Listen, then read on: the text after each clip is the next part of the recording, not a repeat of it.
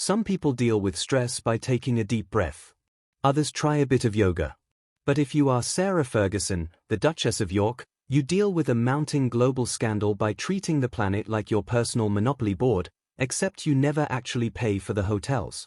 While the rest of the world is busy dissecting the latest grim revelations from the Epstein files, Fergie has pulled off a disappearing act so impressive it would make Harry Houdini look like an amateur. She hasn't just left the building, she's left the country, the continent, and quite possibly the reality the rest of us inhabit. Quick favor, if you are enjoying this deep dive into royal chaos, do hit that subscribe button. Over 92% of viewers haven't yet, and honestly, it is free, takes a second, and means the absolute world to us. Thank you if you did. Now, back to the show.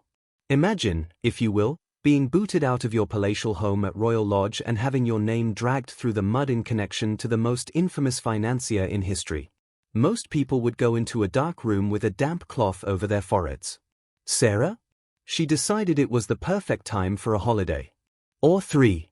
Since her fleeting, blink-and-you-will-miss-it appearance at her granddaughter Athena's christening on the 12th of December, the Duchess has been more elusive than a politician's honest answer. She has effectively ghosted the British public. But she isn't just hiding in a shed in Berkshire. Oh no!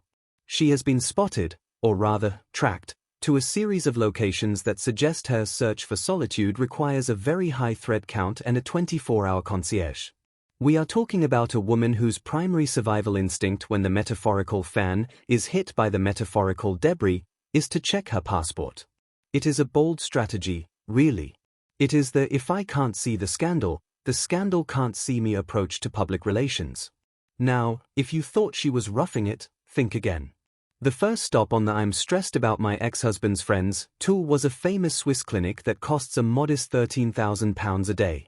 To put that into perspective, for the price of 1 day of Sarah's solitude, you could buy a decent used car or pay a London mortgage for 6 months.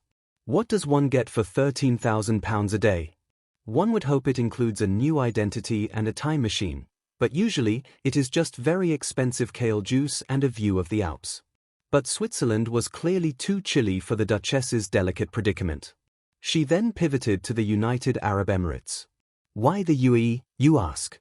Well, it is a land of close contacts and, more importantly, prospective benefactors. In the world of the Yorks, a benefactor is essentially a human ATM that doesn't ask for a PIN. It is the ultimate royal hack. When the UK stops smiling at you, find a billionaire in the desert who still thinks a Duchess title carries some weight. It is like moving your shop to a different street because the locals have realized your goods are past their sell-by date. Just when you thought she couldn't get any more eclectic, she popped up at Ballyfine Lodge and Spa in Donegal, Ireland. It is a lovely spot, but a bit of a curveball compared to the glitz of Dubai.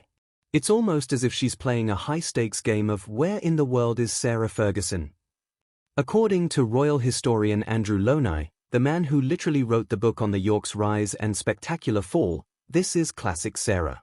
In his book entitled, he points out that her Pavlovian response to any crisis is to simply go on holiday. It is a fascinating psychological quirk. Most people see a crisis and think damage control. Sarah sees a crisis and thinks duty-free. It is a bit like your house catching fire and you deciding that the best course of action is to go to the cinema to watch a documentary about firemen. It doesn't solve the problem, but the popcorn is excellent. Loney suggests that for Sarah, movement is a shield. If she keeps moving, the headlines can never quite catch up to her. Here is the £1,000,000 question, and I do mean million, how on earth is she paying for this? The Epstein scandal hasn't exactly been a boost for the York brand. Her traditional sources of income have dried up faster than a puddle in the Sahara. She isn't exactly duchessing at official events anymore, and the cash-for-access days are supposedly behind her. Yet, here she is, breezing through five-star establishments like she owns the deed to the land. The truth is, Sarah has always treated money as a minor inconvenience rather than a finite resource. Sources close to the historian Loney claim she used to breeze out of the Four Seasons and the Palace in New York as if the very concept of a bill was a quaint suggestion for the middle classes. She would rack up enormous room service charges, probably enough club sandwiches to feed a small army, and simply walk out. And the wildest part? She got away with it. People are so dazzled by the royal prefix that they forget to check if the credit card actually works. This isn't her first rodeo, or her first flight from reality. Remember 2010? The news of the world caught her on camera offering access to Prince Andrew for the tidy sum of £500,000. It was a disaster that would have ended anyone else's social life permanently. But what did Sarah do when the debt started mounting and the newspapers started circling? She fled the United Kingdom. She has a biological flight or fight response, and she chooses flight every single time, preferably in first class. The current situation feels like a high-definition remake of her greatest hits. The names have changed, now it is Epstein instead of Cash for Access, but the choreography is identical. The Duchess disappears, the bills pile up, and she waits for the dust to settle from the comfort of a spa. It is a masterclass in survival through avoidance. She is the ultimate political cockroach. You can take away her home, her husband's titles, and her public standing, but she will still find a way to end up in a dressing gown in a luxury suite.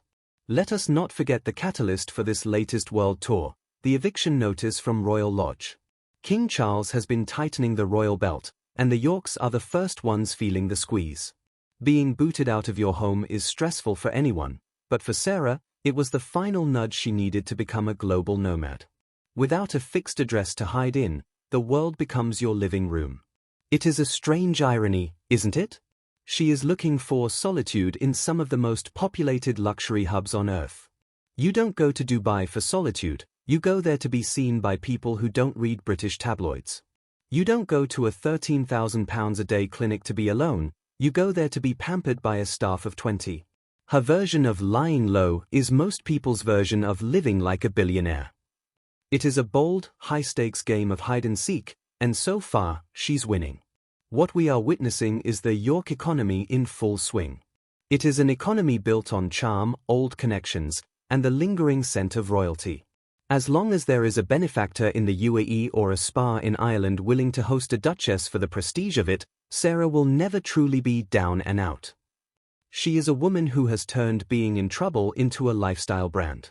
But as the Epstein files continue to leak and the public's patience with royal excess thins, one has to wonder how many holidays are left in the tank. You can only run for so long before you run out of horizons.